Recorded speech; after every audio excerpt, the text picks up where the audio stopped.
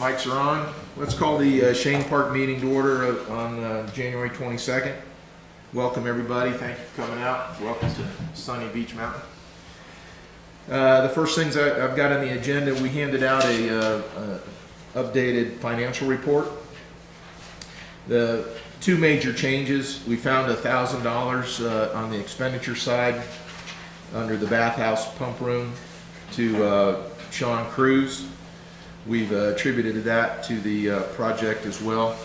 I believe we're fully, well, I believe we've gone through and found almost every expenditure we can find, so I think that should be the end of the surprises. It appears that Mr. Cruz was contracted early on in the project to do some preliminary work. The contract was for $6,850, and we spent $1,000, and he's no longer on the project. The other issue that you need to take a look at is under the same heading, bathhouse pump room, under MBI Builders bathhouse. We've estimated the amount to be about $200,000. In fact, Mike has told me it's really about $212,000. As you remember, last meeting, we had asked Mike to go back, work with John Merritt, come up with a preliminary drawing and negotiate with the contractor, MBI Builders. And they brought back a price of about total to do the pump enclosure in the bathroom as you see it for about $212,000. So we may want to value engineer that a little bit going forward, but that's what we wanted to show you. In addition, the $50,000 that was pledged by the TDA has been received. We've requested it, it's been paid. So we show that under the year-to-date. And also, just for your information, I've made arrangements to request another $50,000 from the TDA on this next cycle, and that paperwork is going through. Any questions on the financial update? I do want to note, Steve had sent me an email and another spreadsheet allocating some costs and different way of showing it. We did not change the format we were using, but he's got some he has some valid issues about where the expenditures were charged to, and as we move forward we'll get that tuned up. But pretty much the money is shown here is what we have available, and what has been spent is accurately depicted. Doesn't change the numbers in totality, right? Go ahead. Just my contention is, though, that some of this money was originally put towards the water feature prior to expenditures for Shane Park. So I'm just wondering if that's where maybe Steve is looking to reshuffle some numbers, because I feel like we penalized Shane Park with the expenditures that were originally done for the water feature, and then he stopped it, right? Right. So that money that was spent was water feature money. Which was Shane Park.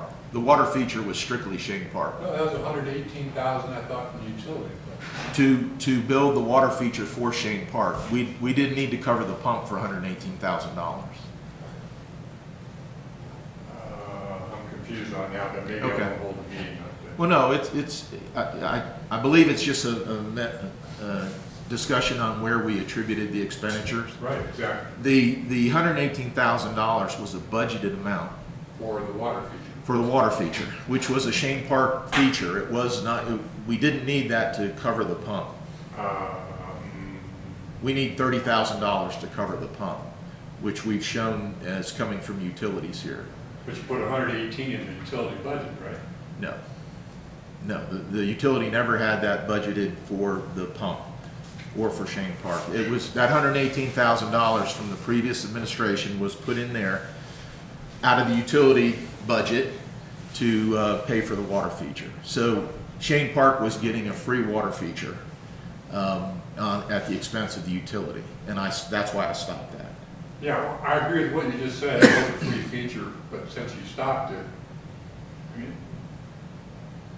it was in the town budget, so it just, like, suddenly that disappeared and it went over to the Shane, against the Shane funds, you know? Right. Well, actually, the Shane budget was increased by $118,000 out of utility monies that had not been budgeted in the utility. That's not shown here on the budget though. I've pulled that 118 out and shown 30,000. That's the actual amount that the utility department is going to pay towards Shane Park to enclose the pump. So what happens to the other 88,000 that just stays with the town? It stays in the utility fund. Correct. Okay, so now I understand that math. I just feel like the way the history unfolded, that is penalizing Shane Park's current funding. But okay, maybe take that offline or something. But Okay. Well, I think my opinion is that the $118,000 was penalizing the utility fund for the benefit of Shane Park. We need 30,000, and that's negotiable to 30,000. We took a square footage and multiplied it by a base amount, and if that 30 needs to be more based on the actual cost of the pump enclosure, we'll pay for that through the utility fund. The $200,000 that the town put into Shane Park, as well as what was brought over, the $118,000. The $118 was never budgeted, never approved by the council. It was carried over to do this water feature. so that's kind of some kind of side thing, I guess. I don't know. What I'm saying, Chris, is I feel very comfortable with the numbers we have now. I think I can justify it on who's paying for what. And the issue is it's about $35,000 of expenses that took place before we stopped the water feature. Right, exactly. So, duly noted, can we move the project along and see where it falls? Because the 30,000 that's replaced the 118 is negotiable based on what the actual cost of building the pump enclosure under the bathhouse is going to be. So that could change. Could be more, could be less. I don't think it'll be less. But the 212 then for the newest estimate for the bathhouse is kind of against the 150 budget that was in the original. Correct. So now we're 62 in arrears on the bathhouse. And I guess by my math, we're 5,000 in arrears on the water feature that carried over. So I'm just worried for $67,000 now. Well, we are in broad terms. We are and that was one of the reasons we put a stop to the water features, because we were spending money on something we weren't going to build, Yeah. and we had to, for lack of a better term, stop the bleeding. I think it's exactly the right thing to do. I'm just arguing the buckets, that's all. Yeah. Chief, in essence, what you're saying is this previously was going to be looked at from everyone's point of view as a twofer. One, you needed the water for filling the stream and everything. Then we found out that scenario was not going to work for whatever reasons. And so what you've done is, since we can't have a water feature because we don't have the water sources for it, technically, right? Because it'll run dry or whatever you were telling us at the last meeting. So what you're really saying, I believe, is that you're reducing the budget for it because you're also reduced the structure itself. And the whole structure, since you felt like we were going to have that for the creek to fill and for the water to go in, the utilities department was just going to kind of fund the whole thing. And now that you're not having that, you're just taking that out. Is that what you're basically saying? Yes. Well, I mean, and I think that's the right thing to do, because the utility monies are generated from our water and sewer bills each month. Correct. And so you're really saying to Shane, that was just a gift almost in a backdoor way. I mean, it really was. So that money now can be used for the utilities department to do the other things they need to do. Well, correct. Actually, what we're doing, you're right. It's the utility was being asked to fund something outside the utilities purview, and I felt that was wrong. And however, the utility has a responsibility to pay to enclose their well. Yeah, but not at $200,000. Correct. It only costs 25 to 30. And so to benefit Shane Park, we, instead of building two buildings, a pump enclosure and a bath facility, we've combined them. I think we can save some money. We have spent some money that we're not going to get back. I'm actually defending, I think, what you were saying, and I agree with it, because, Okay. you know, if the community as a whole, given we've got the issues with the water we drink, that we all sat here and listened to the other day, you know, in the council meeting, about the issues that's going on. If they felt that we were spending $200,000 for something that we could, out of their budget, and out of the money that is taken each month in our water bills, I can see where they can have a little bit of an objection to that. So I think you did the right thing, is what I'm saying. Okay. Well, what I want to do is make sure that this financial report on the budget side, Chris, is flexible. I want you to know that 30,000 isn't a hard, fast number yet, because we don't have an accurate assessment of the actual cost to enclose the well.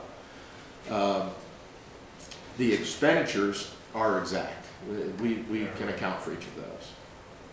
So the bathhouse, as it's estimated, is only for, let me make sure I have my terminology right, that's the restroom, 150,000 is originally budgeted for the restroom facility, right? Correct. And of that 200,000, 30,000 of that will be paid for by the utility. And that does include 30,000 for covering? Yes. Okay. All right. Okay. Mike Norris from McGill has produced the drawings that we asked him to do last month. We've handed out the newest drawing. Mike, do you want to talk to us about it? Let's do the bathhouse first and then do the site plan. If you would just stand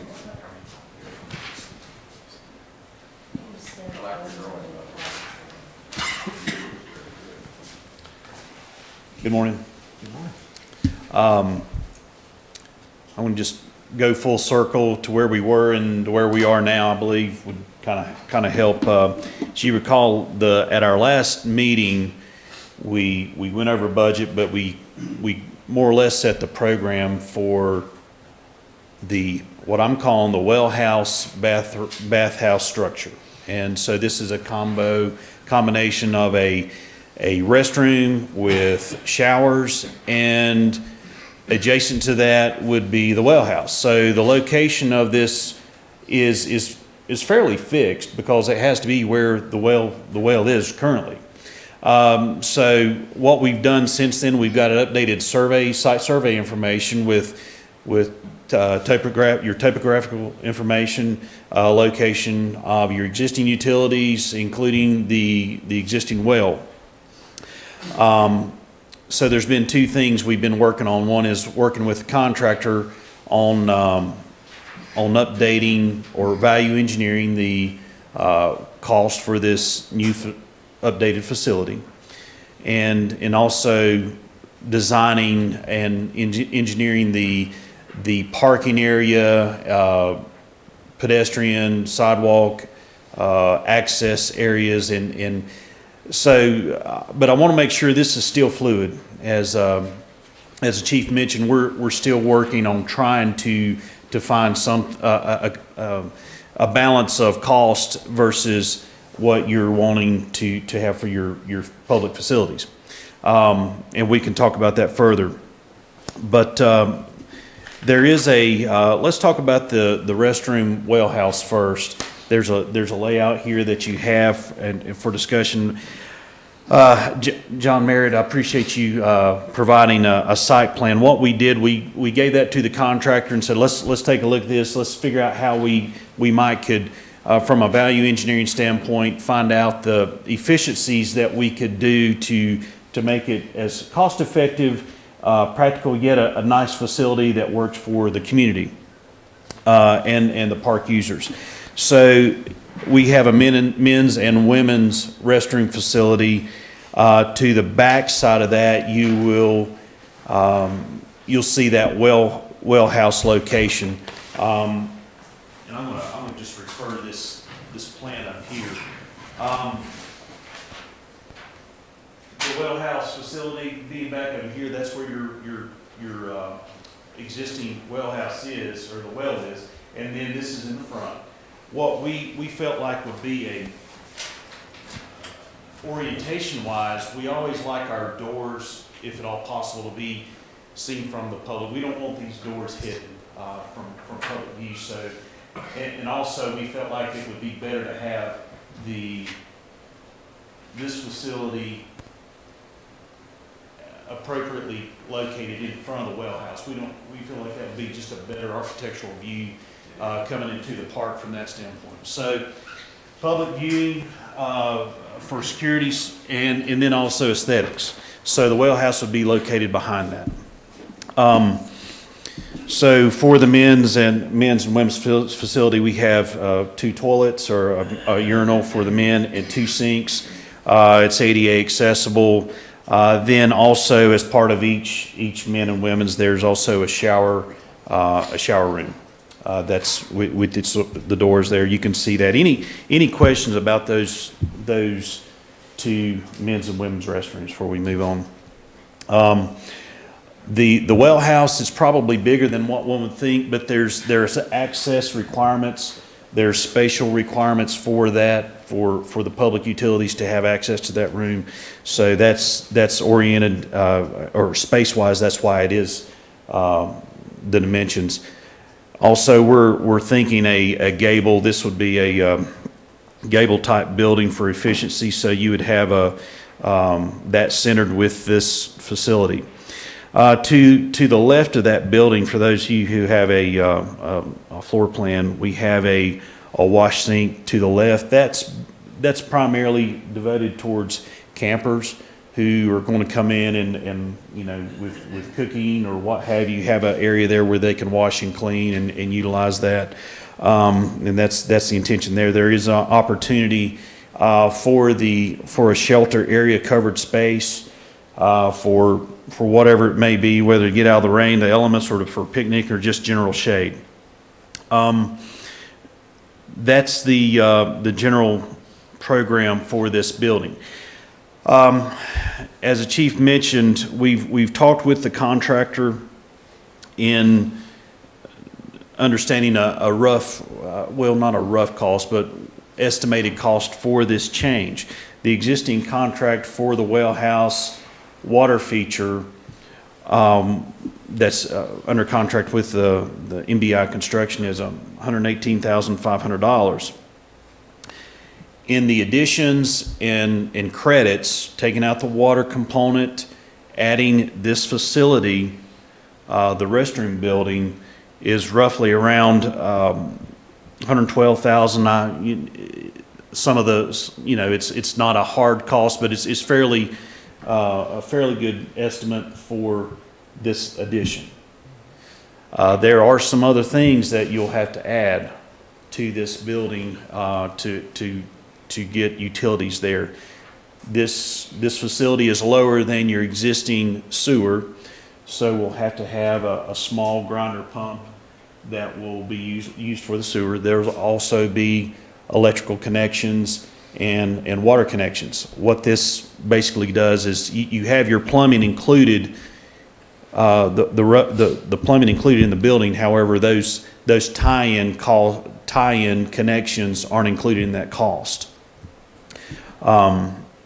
So I would budget another $10,000 for those utility connections, grinder pump, the water connection, and electrical.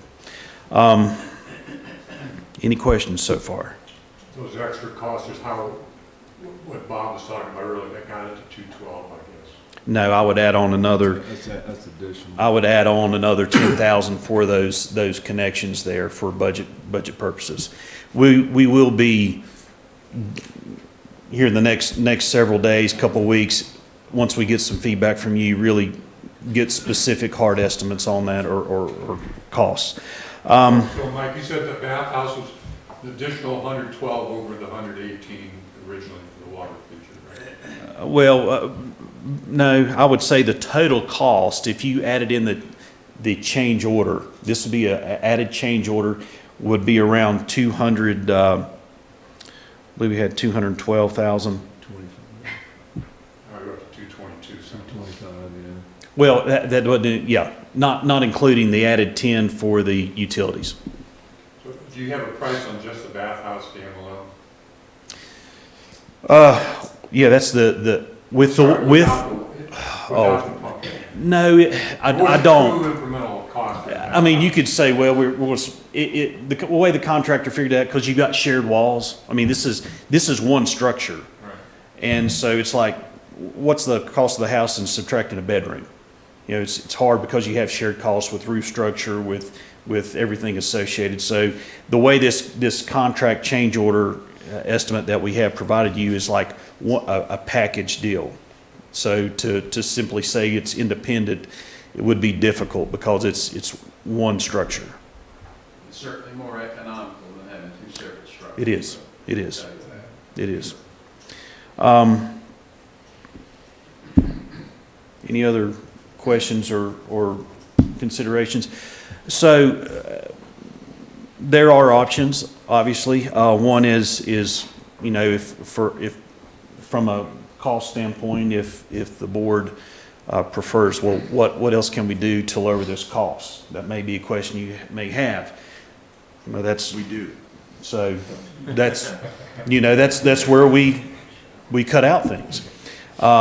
We can cut out things, for instance, we could make these two single restrooms, two unisex restrooms, and have the ability to expand.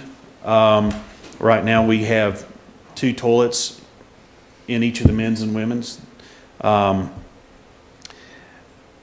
You could say, well, we're going to add showers later on. So this is all a function of what do we want to do now or wait.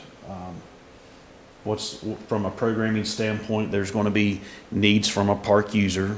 So, you know, it's just, you know, do you want to do a phased approach, or do you want to do it all at this time now? Well, can we hear from the group? Do we need two toilet facilities in each bathroom, two sinks, and a shower? I mean, what's the thoughts of the group?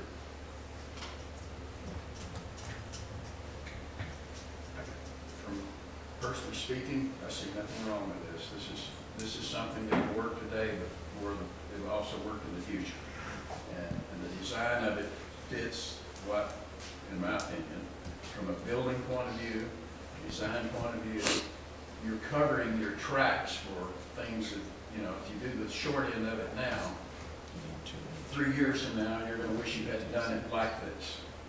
So go ahead and do it, spend the money, a little extra money, and it's something that's pleasing, pleasant, because people do not like to go into a stinky bathroom, you know, even if they're out in a camping field, and you know, this way you're not sitting there waiting for someone to clean one of the bathrooms. You know, at least you go to another bathroom. Brian, what do you think? I agree entirely with Frank. You know, the incremental cost of coming back later and trying to do additions would be more than if you do it all at the same time. Contractor on site, everybody working in one direction.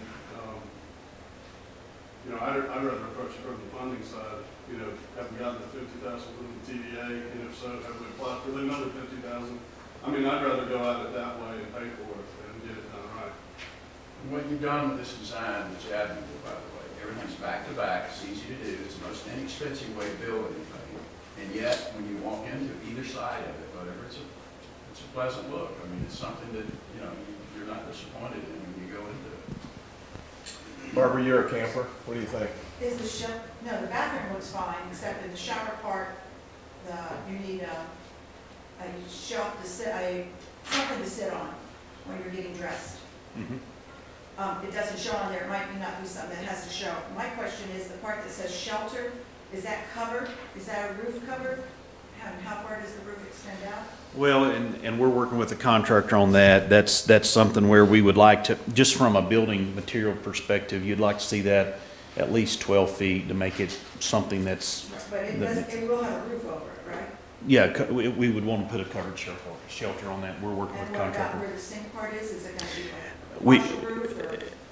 Right, we would want to have, where we have that concrete pad shown there where the wash sink is, I'm not anticipating that area completely covered, and I'm not, we may want to consider moving that in another location, but it would be exterior. And, that's what we're proposing, but I would have that area covered and also enough to where it would cover the individual using that. Could the wash sink go between the doors on one side? Could the wash sink go between the doors? Sean, you want to, we talked about that somewhat. I'm not. Yeah. I don't know, Brian, kind of my thought of having it on the back side is it's a little bit out of sight. Also, just if there's spillover or anything, it'd be on the concrete underneath that shelter. So that's why when we talked yesterday, we were looking at the back side, it'd be kind of to the tree line.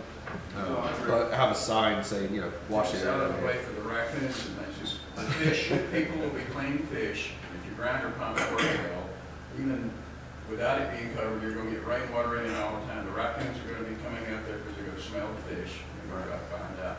So it would be better to have it there than to have it where those entrance doors and things are. Because, raccoons and people get along, sometimes they don't get along. Well, and that shelter potentially could be, you could have picnic tables there at some point if you like. And just from a space standpoint, it might function better off to the side. It's kind of a thought process there. Rory, how about you? I think it's good. I was answering some of Chris's questions. Our initial story was bathrooms, just bathrooms. And then it did get bigger, to my recollection, 6 months ago. And that's when the showers came in. When we had our rec meeting and Sean threw up some really nice camping sites, decks and stuff. And even one of our members, Carol Beckman, goes, gosh, I'll camp now. It was nice. And that's where the bathrooms, so I think we've got to the point, like Frank and Brian and Bob and everybody, it's nice. I think we need to go with this, and we can tweak it. I think there's some things, the shelves and bear-proof trash cans and all that stuff's got to be added, but that's kind of where we ended up, I think, after a lot of discussion. I think it looks great. It's a great idea. It's a funding issue. I mean, it just comes down to affordability. You go with some decent quality fixtures and things in there. Plumbing that's used like this deteriorates like crazy even in a house. And if you're going to spend the money and pay that extra 20 or 30% for the equipment, and the commodes and the hardware that's putting in there. It'll last longer, it'll look better, and easier to clean and everything about it. It'll be 3 years down the road, you won't be replacing it. If you go out to Rocky Knob, if you're ever out on 421 right outside of Boone, the bike park there, go into those. It's right out past the Discovery Chevrolet on the right, past the Nissan place. Drive in there, leave the car running, and walk in their bathroom. It's pretty good Nice. size. It's ADA, it's everything. And even from a perspective of a guy that does maintenance like these gentlemen do behind you, cleaning wise, it's just easy to clean. I mean, I walk in there. That's my point. Yeah, I walk in there as a Back cyclist things and I up. go, gosh, you got a toilet, a urinal, a sink, and it's nothing fancy. The sink's only that big. Hand cleaner. I mean, you go in there and you change clothes, and there is a bench in there. There's stuff like, but it's roomy for everybody. And cleaning wise, I mean, man, you're in there and out of there quick, and you're in your home. And So that all makes that's a- considered. That makes a humongous difference for people wanting to come back. I Absolutely. hate going into dirty bathrooms in a restaurant. I mean, Right. It drives me nuts. You go in and you can't wait to get out of the bathroom. It's, like I say, if you're gonna do this, do it right. I mean, this is something that doesn't need to be nickel and dime. It needs to be economical, but, there's things that, this is nickels and dimes in totality of the whole project anyway, the little interiors that we're talking about, so. It's true. Do it right. John Merritt, you had your hand up. Yes, sir. I just want to make a couple of comments. I want to make sure this is the appropriate time to do it. I don't want to get into a whole lot of details, but let's just say this. The floor plan of the actual bathroom layout itself is as we had originally designed it. there was a desire for baby changing stations in both bathrooms, and I don't see that in there. I didn't know if, okay, thank you. I didn't know if that was something that was still desirable. That, I want to just interrupt real quick, and a lot of the weeds, the smaller things, the benches, the hand dryers and so forth, they're not shown on here. This is, I wanted to get us more into, Quickly out. I wanted us to get to a level of, hey, this floor plan we have here is what we want, or we need to change it, then get into the weeds on some of these other things Well, like. let's talk about the shower room for a minute. The original drawing did show a bench in the shower, but of course the bench requires a little more maneuvering space for those that are disabled. So with the present size of it as shown, I don't know that there's enough turnaround space in there. You might want to look at that a little bit Right. closer. That can just be finessed in there. some Right. Additional space. Barbara had mentioned whether or not the shelter was covered, and that was one of my questions too. And I want to be careful how I say this, but one of the things that we were trying to do under the original design was to put a little gem of an architectural feature out there that would be something that would be pleasing to look at and for people to use on a regular basis. Now, I'm very familiar with cost effectiveness and saving money, and I know that we need to save money, and that's the way we laid it out so that it would be its most efficient design.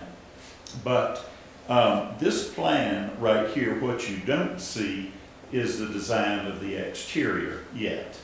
And we've created a design here on Beach Mountain that we're trying to improve and do some things that give continuity throughout the community.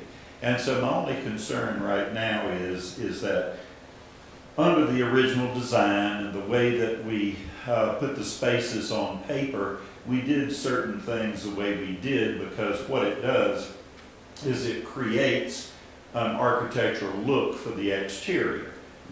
We turned one of the roofs, and that gave us some architecture to work with. Now what we've got here is kind of a shotgun approach, and it can be done, and when it's finished it'll be pleasant enough, I'm sure, but just be aware that we're losing some of the architecture of the original design. Now, I don't know, Frank said let's don't be penny wise and pound foolish on this. We might have to spend a little bit of extra money. I know that what you're trying to do is to pare it down to where we can make it cost effective. And I appreciate that. But at the same time, just be aware that there's some architectural features that are lost in this plan as presented. Now, one of the things you mentioned was the well house on the back. Well, I'll submit to you that the other side, which is down by the water, is important too, and I've never really thought of that as the back. I mean, the front is when you're coming in the parking space, and so that's what's happening there, very utilitarian parking space. And so I think this is going to be fine. But I just want you to be aware that you're losing some of the architecture with the present design. Just be aware of that. Right, and point well taken. Contractor was I said, from a cost standpoint and efficiency, I think we could definitely increase the budget and add some of those architectural features that may be in blending with some of the other public facilities there. So if the board wants to add some money to the budget for those elements, I can certainly go back to the contractor. We just need to think of that up front. The juxtaposition of the spaces is what we do in order to create an architectural design. Right. Obviously, and the roof lines and the way all that works, and that gives you a certain look. I'm all in agreement with appearance and now, aesthetics. Now, I want just to make a couple of final comments. We're going to need to we're going to need to put some windows in here. We have a bathroom structure over near Buckeye right now. And at times during the year, you can go in there and find plenty of mildew because we don't have proper ventilation in there. And we're gonna need some windows in there just to get some fresh air circulation. And it would be nice to have some natural lighting in there also. Well, absolutely, and that's another thing, of course, so we need to think in terms of that too. And think in terms of the architecture, again, the windows are a design element that give it a residential feel and a pleasant, small-scale feel to it. Now, the other thing is that one of the things that was mentioned was, do we want to have two separate family-type restrooms that are unisex?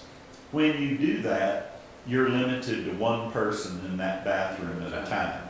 And that's seriously, this bathroom is designed with two fixtures for the use of each of the sexes, drastically improves the amount of people that can use this bathroom facility. And as we grow, that's going to be desirable. Yeah. I think that option would be strictly budget, for budget. At And the end that's, of the day, this building is the signature building that's on the side. right. And if you screw it up, that's the first major mistake you make on the design of it and the architectural pleasantness of it. Right. And make it something, as John was just saying, it's architecturally pleasing Mm-hmm. and functionally workable.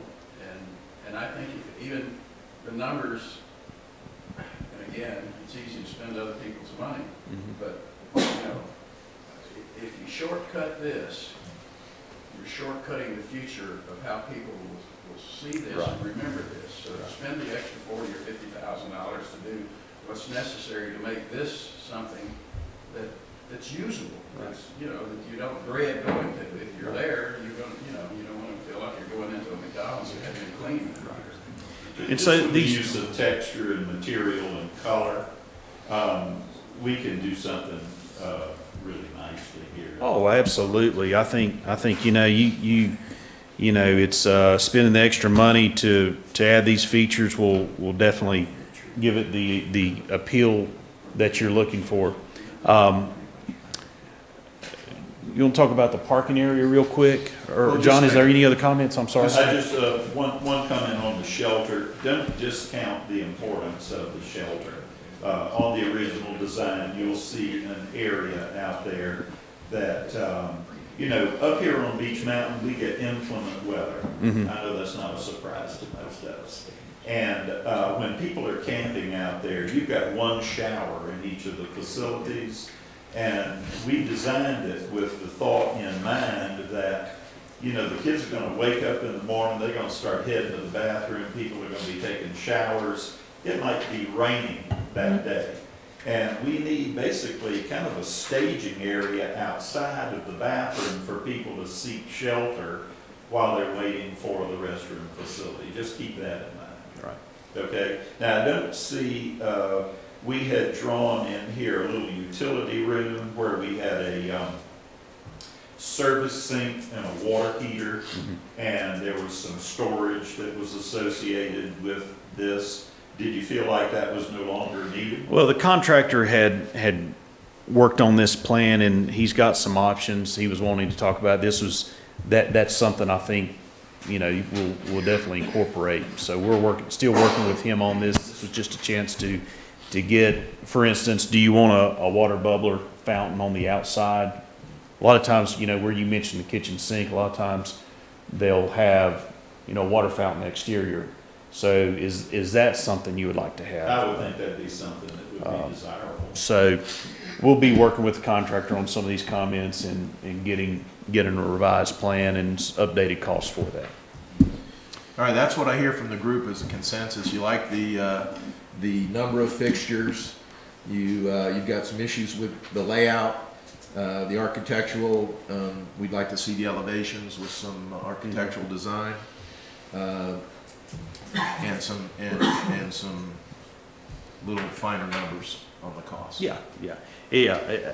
At this level, from the budget and the numbers, we'll need to give more feedback to the contractor in order to get those from the macro to the micro on those costs. Okay, now, I had prepared a drawing that had full architectural elevations Right. with it. Now, was that used as the basis for some of the original estimates on the cost of construction? No, the contractor took some of those, took the plans that you had provided or the town provided and said, okay, let's from an efficiency, cost-effective standpoint, let's see what we can come down to from a value engineering standpoint. And he, instead of having a split floor plan, he said, let's put all this on one level, and made some recommendations there in order to share the cost that we have now. All right, we'll move on to the site plan. So Mike, just to clarify, you're gonna continue with this fixture count, take a look at the floor plan, see if you can address some architectural issues. Right. Zero in a little bit more on the numbers and the details for us on that. Correct. So let's go to the site plan and the parking area. So the plan, the parking plan that we're showing here is taking advantage of existing grades, not doing significant grading. Of course, we want the site to drain. We want to have accessible parking. We've got a couple parking spaces here for accessible parking. The existing site conditions are relatively gently graded. We're utilizing the existing driveway, parking area. The question that I want to ask you is do you feel like the number of spaces are adequate for the function of the park? We have roughly, I believe, around 30. We could probably add some more if we needed to, but just for the sake of, hey, let's show something here and get some response from the. You have more than 30 vehicles in there at a time. They're doing real well here. I think you've got plenty of them. We're showing.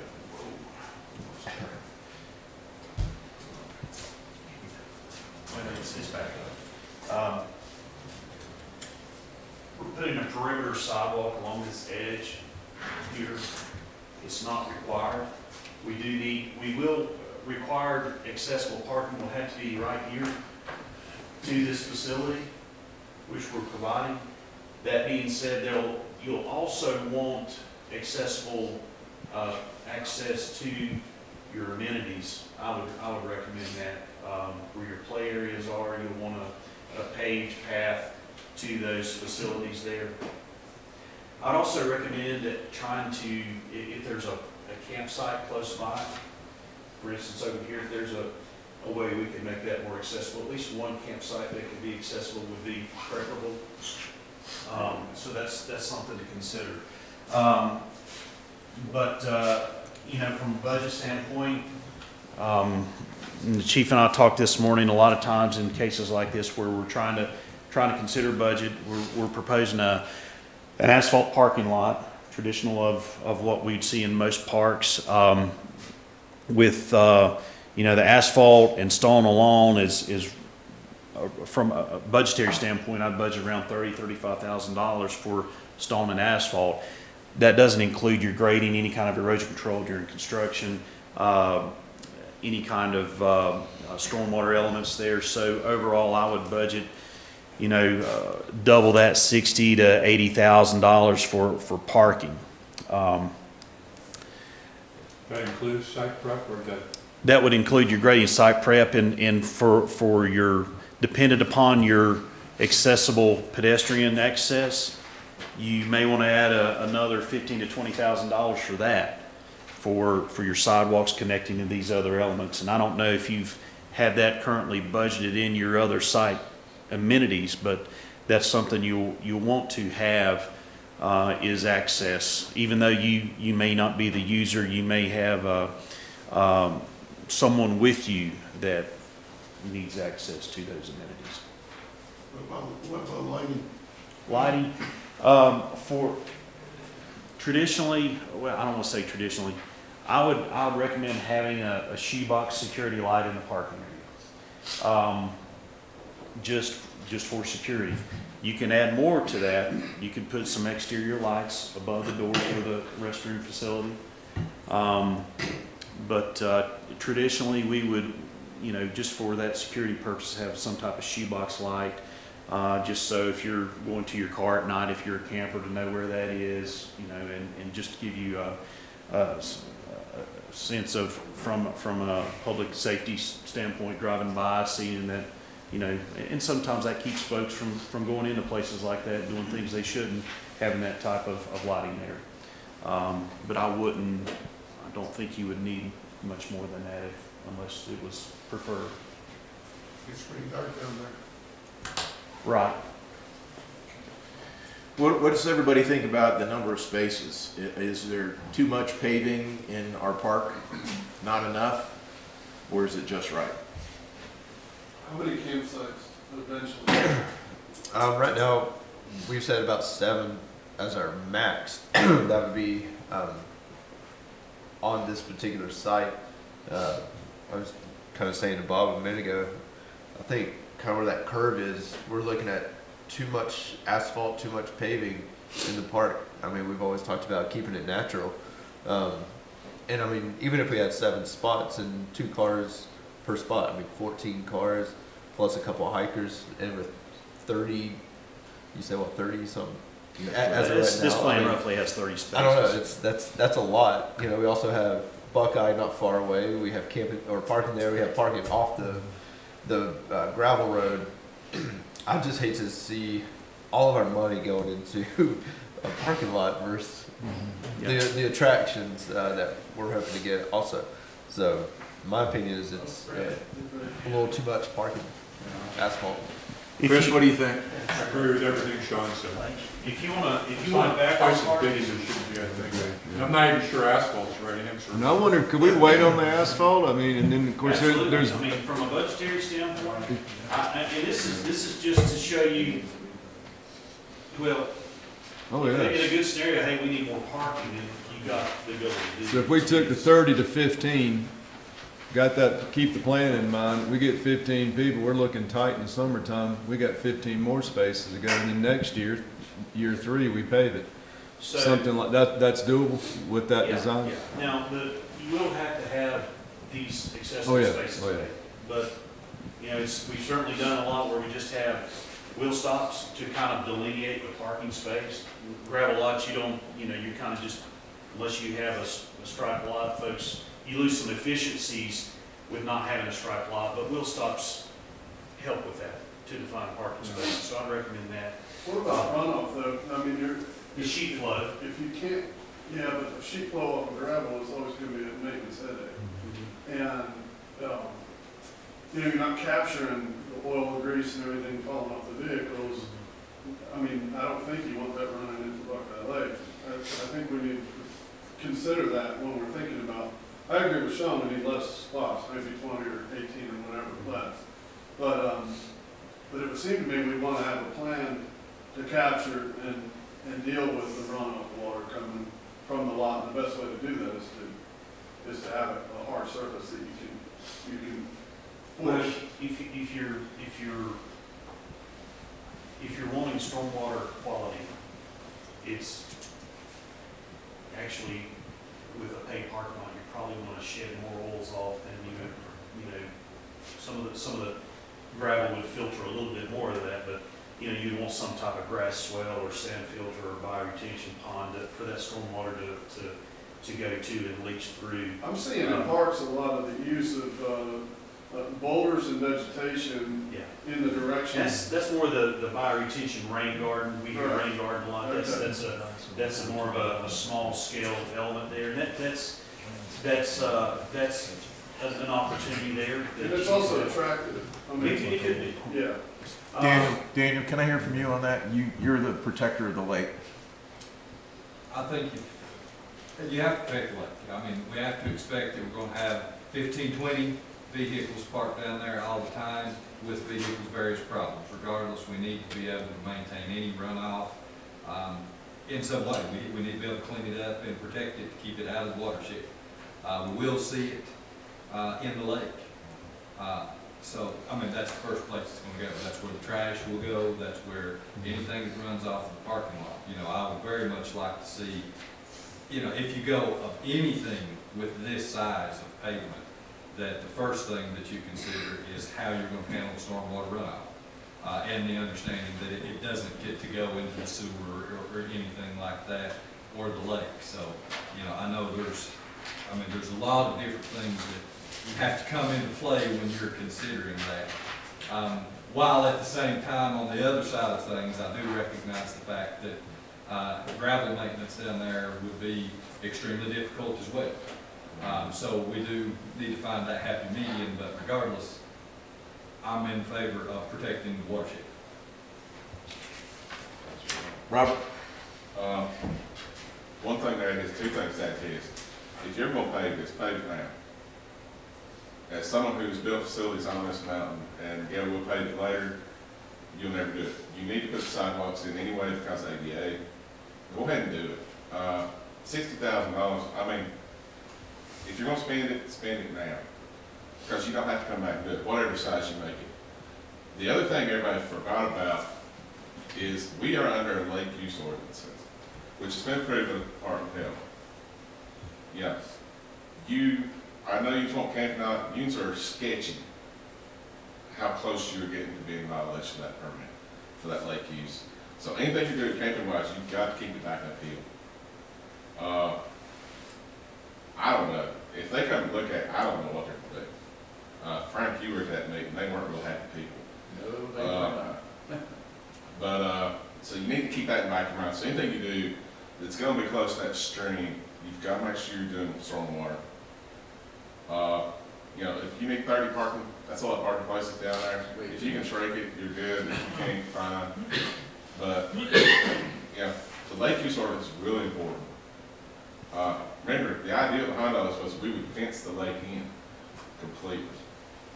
And we got them to change the ordinance with some guarantees that we would do some land use, some buffers around there. And that's what we tried to talk to in the original, it's why we pulled stuff back, is to get those buffers in there. Stormwater's gonna be interesting. So here's a scenario we could look at. I'm gonna just throw this out here for some thought consideration. Eliminate some of the parking, eliminate parking up here, and have sheet flow and have some type of stormwater component that rain garden by retention for this area that one thing it'll do, it'll help slow it down, the quantity and the quality. We'll have some type of device here, and that'll filtrate through and help with that, what we talked about from the stormwater quality. So you may appreciate having more of your parking, or having more open space in and around your picnic area versus having that dedicated parking, and have more of your parking back in this general central location, so that, you know, as things evolve and you see more opportunities for recreation, that can be more centrally located to your shelter, to other things that are currently undeveloped. But, you know, as trends change, there may be things you want to add, and that would be dedicated towards, you know, the vehicle. It'd be more, you know, public space, placemaking versus dedicated to a car. Fred Full. Hello? Thanks for making it. What do you think about the pavement? Well, you know, when we started looking at the original thing, we were gonna have how many parking places down there? 20-something? At least 20-something or other. I kind of think the deal, it's nice to have paved parking, and it doesn't seem like we always get gravel taken care of in a needed basis, as we can attest to the lot across the street here that's always needs something. But definitely important to take care of the lake, and I realize that's our primary concern. So I think as we plan this, we need to think about, you know, the number of places. It's always nice to have a paved parking lot, but I think we need to, when we take into consideration what would be the maximum number needed for what we plan on to begin with, start with. And, you know, we're not thinking about amphitheater wise at this time, so we don't have to worry about that. So that seems to knock out parking places there. And, Sean, I'm sorry, Fred. no, This is the site plan, this is the entire site plan outlined here? Because a parking spot's kind of, it just dominates the property. Right. Over the whole park. Yeah. That's what I'm saying. I don't want a parking lot park. Exactly, I think we'd want to minimize if we can, and maybe add later if you got that, if it's that popular. And you're gonna have camping spots starting over here, right? Correct. Right next to it. The gentleman made a good point, if you're not having an amphitheater, Yeah. that eliminates a lot of demand for parking. I mean, we've talked of a stage still down by the lake, but that's not an amphitheater. That was just a small stage, and still this is small venues. There's parking options other than all on this site, so that it's very close by. I think we could save some money by knocking it down some. And now I'm for the paid parking lot. I think, as these guys said, it's longevity and it's upkeep on top of the stormwater issue, but cutting it down to 18 to 20 spots. And that's what we need to know from the leadership, how many spaces you want, and the general location of where those spaces would be. If you want to put those right here, or more back here, closer to the driveway. Have you considered the scenario where you have 4 or 5 inch paver, traffic rated pavers, which allows a little bit of filtration? It's not oil based. You can get them in different sizes. We did this all over Florida, and we did it for those very reasons, for runoff. It doesn't give you a sheet of runoff, and it literally resolves 75% of your issues that you're talking about. And because the stones themselves, if you drip a little oils on them, they kind of absorb it there and dissipate naturally over a period of time. And as the water comes down, a little of it's leaching in between the cracks of the stones. And traffic rated pavers up here, I don't see them up here. It works great in sandy soils. In sandy soils. Yeah, but you're gonna have to put a sub base, as you well know, underneath your, That would cost more than paving. underneath your paving anyway.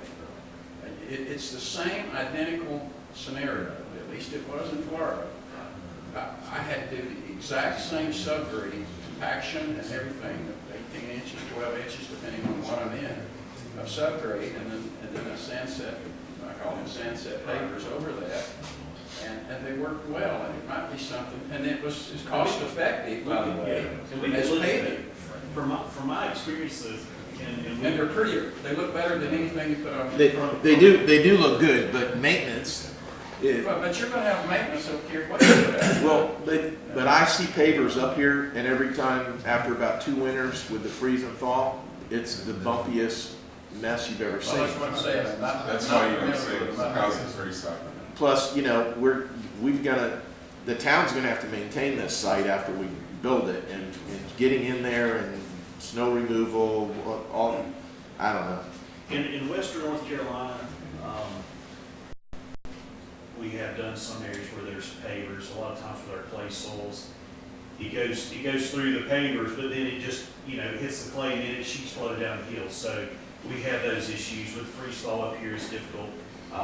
We could look at both cost items. So what if it was pervious pavement versus a small biocell rain garden, and just evaluate that cost. And give us feedback. Just going back to the paving, I'm saying this as a personally witnessed multiple times when I was doing the Genesis issue. There is sheet water that runs through that site like you would not believe on a heavy rain, and it does that everywhere. But it goes right into that lake. And I mean immediately into that lake. And honestly, you've got storm drains from the ditches up above on the street that literally dumps mega gallons of water through them off of the street, which is nothing more than water coming in, because we had it tested. I mean, it trust me when I tell you, it's a high degree of substrates of oils and things that's coming from half a mile up, 2 miles up, and then dumping into that site, basically running into the lake. And I can see this being a major issue, as Robert was just saying.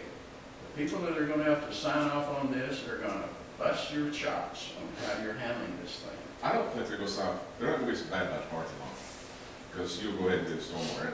Where they're gonna get interesting is what the use is down there. That's Yeah. an interesting point, because you're right, that was another thing that, you know. I mean, the parking lot's not gonna be a problem. He can put the valve guard in there, you know, as long as he leaves access to the lake, he can figure where he wants to put it. That will take care of stormwater from that side. Because, you know, one, it's gonna be, whatever parking lot you pay is gonna be paid, the rest of it's gonna be some sort of grass, cover, shrubbery, where now it's nothing but a gravel dirt parking lot. Yeah, where they're gonna get interested is what the use for the site is. You know, and as long as you don't get carried away, I think you're all right. But, you know, they're up here wandering around. Robert, do we need to have them to come look? I don't know. I mean, Have we had any discussions with any of these people yet? No. State, no. Actually, that's something, and I'm glad Robert brought this up, because I know you're gonna run into that. And that, it's better to get them on board on the front end of this thing than trying to force feed this to them, you know, a year that's down the all. road. I wonder if we should have them. Daniel, will you put that on your to-do list? All right, so what I'm hearing, Mike, is we want to cut the paving, parking area, whatever it's going to be, in half.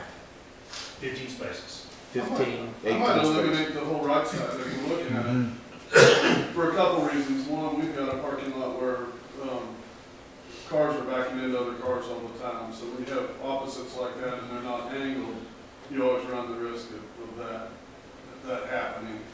And it's happening a lot down around our pool, during the summertime. So if you eliminate the whole right side, it's not gonna look like this big wide parking lot. It'll be a driveway and parking to the left, kind of. I have a Might be question, can they not go the ingress and egress to the other side, and then there'll be less asphalt being built? No, you can't, you got to You keep got it. about a 10-foot cut you have to make. Well, I think we want to reduce the parking area at least by half. 15 to 18 spaces, and Brian's got a good point. Let's make it narrower so that we've got more green space. Let me, I'll show you, we'll go back to the basement and give you a couple quick reiterations and give you That's where parking is. square footage amounts of asphalt for 15 spaces, one with single loaded and one with double loaded, and give you a chance to respond. Okay. Is that all right? And give us an option for pavers and an Sure. option for gravel with parking stops. Sure. All right? I have one question.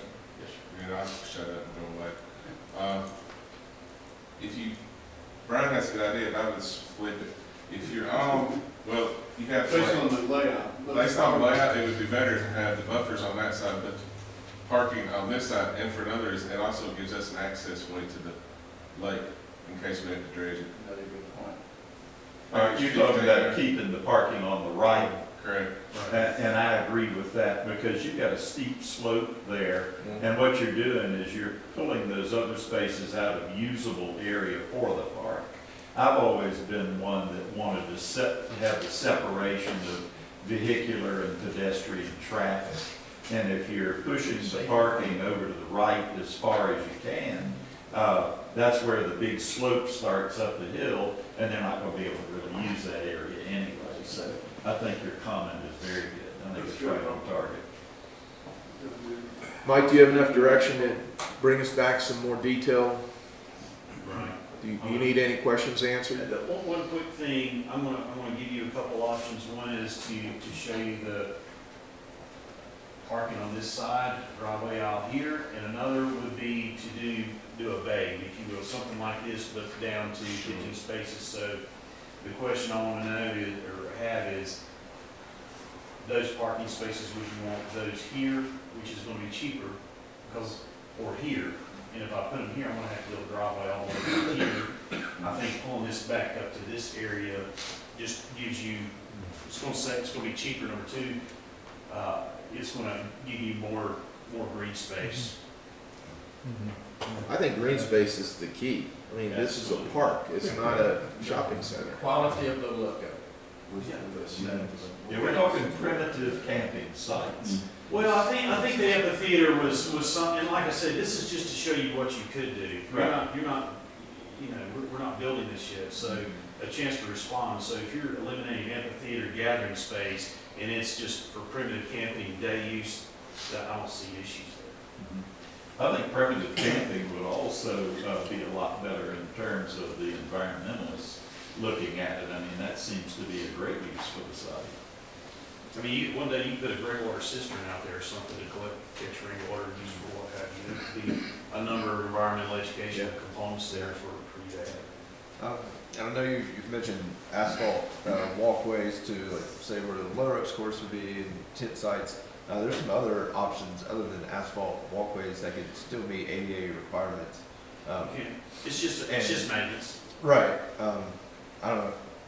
And what I'm thinking, it goes back into more the natural feel of the crushed on gravel that can be compacted, and I don't know, still keeps it earthy, just not all pavement. It's, and you know, it it's price just, of it. you know, it comes down to time and maintenance in most cases like that. And we do have to maintain it. Let's keep that in mind. Do you have any other questions you need to go forward? I think Dale, you have any? Okay. All right. Anybody have anything else that's pressing that they want to tell Mike before he goes forward? So I need to know a timeline. When can you bring us something to look at and make some decisions? I don't want to wait another month.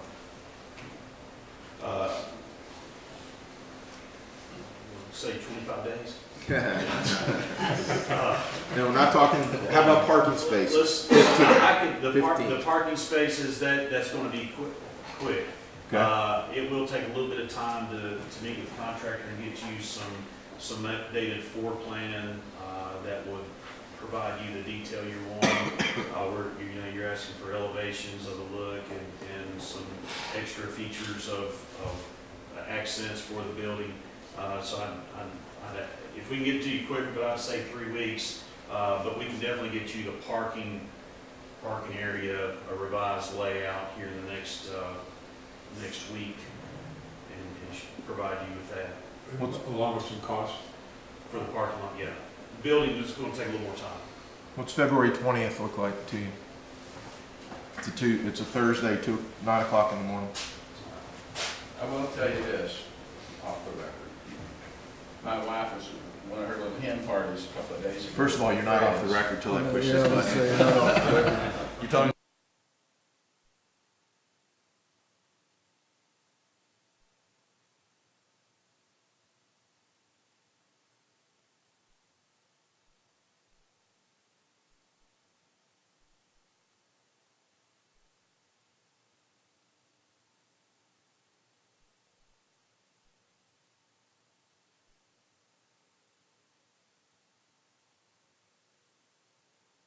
Can I get just about what's going on and when are we going to start?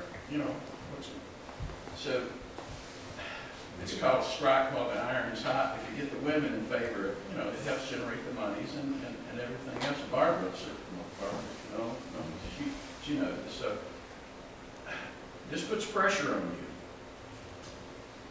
To bring it up, a failure to plan is a plan to fail.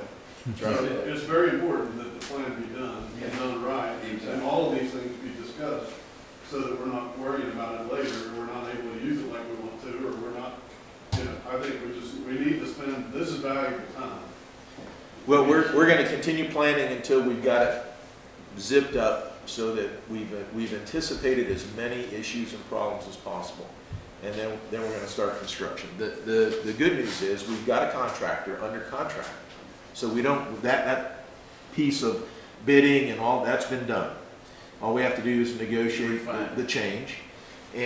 But more importantly, we've got to answer every issue before we go and I don't put it out. disagree with any of that. But you, not me, you guys, do you have an anticipated time so that we as a group will know that we've responded and done all of this? Is it going to be May 1, or is it going to be June 1, or is it going to be later in the fall? I mean, just something to try to give I go back home, and first question. It won't be in the fall. It won't, we've got to get started, but we've got to get the planning done.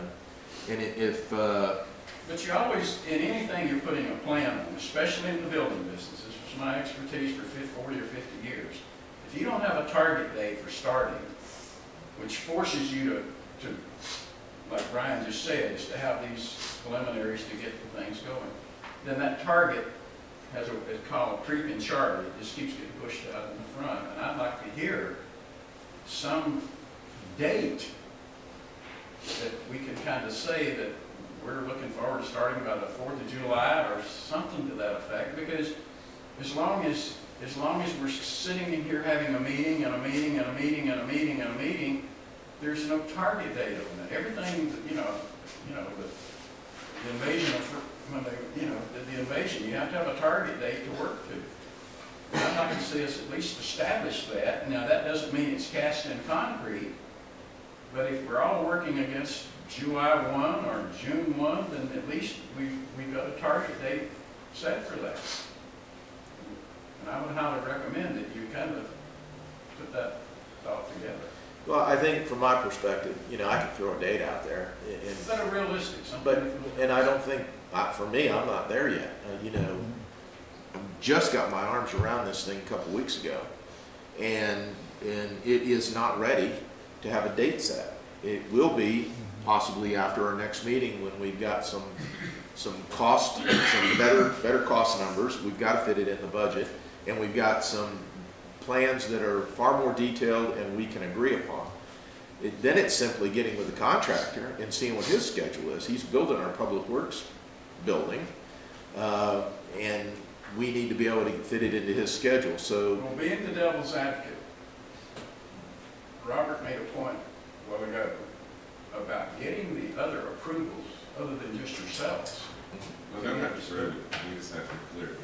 And clear it up, and they're gonna wanna know, what is this, how is this, what's it going to do to all of this? So, that shouldn't hold us up. It should not hold us up. What's holding us up is getting our plans detailed so that we can, and our finances detailed so that we can move forward. Obviously, we can have all kinds of plans and dates, but if we don't have the dollars to Well, I pull understand, the but trigger, we am I can't do hearing it. you say that this is something that is going to be happening this summer? I believe so. Okay. Well, that's If gonna not, be- we That's gonna be failed. my answer, this summer. If not, we failed. Yeah. This thing's got to get off dead center, and it's got to be moved forward. I'm not ready to give you a date because I don't want to be wrong. No, I didn't, no. I want to give you a date that we can meet that. And right now, until Mike gets back with us, I don't think we've got that information.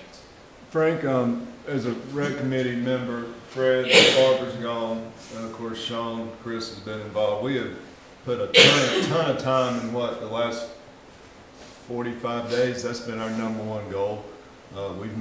We've met as a committee more than you've met with, this type of group. So that's one of our goals to do. We got a couple dates and ideas in mind, but like Bob said the best, we're not there yet to do that. But I think as far as the rec committee, this is our goal this year. And I agree with what Bob said. If we don't do something, I think we have failed.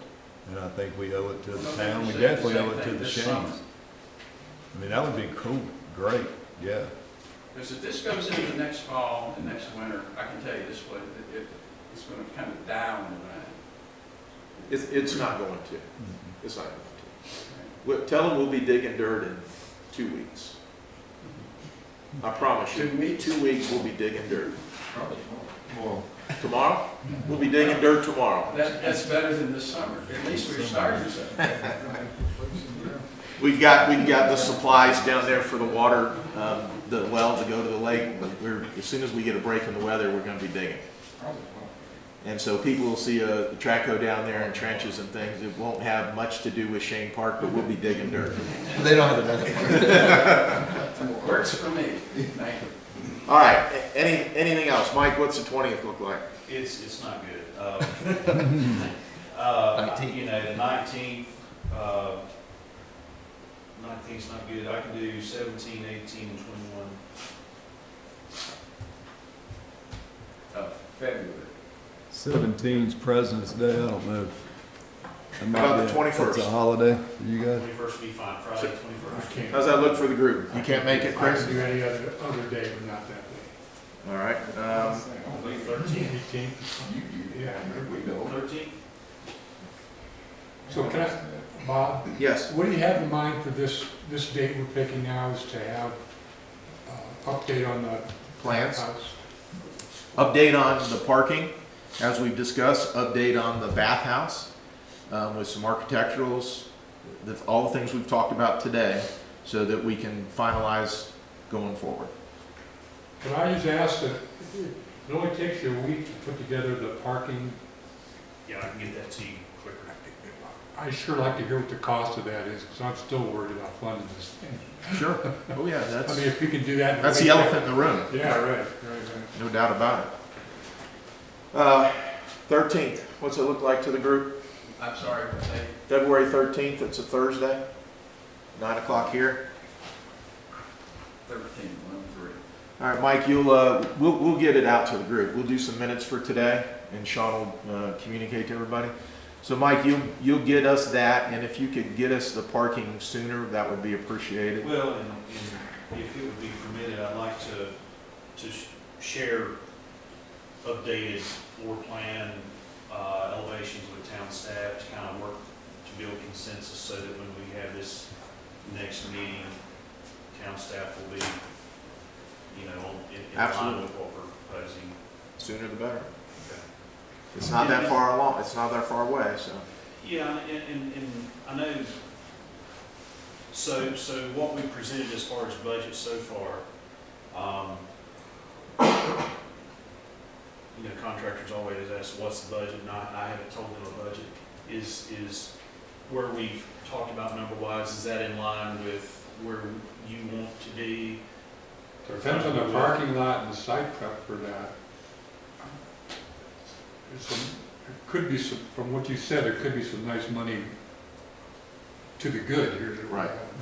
Yeah, we've talked roughly 300,000 overall, with restroom buildings and parking.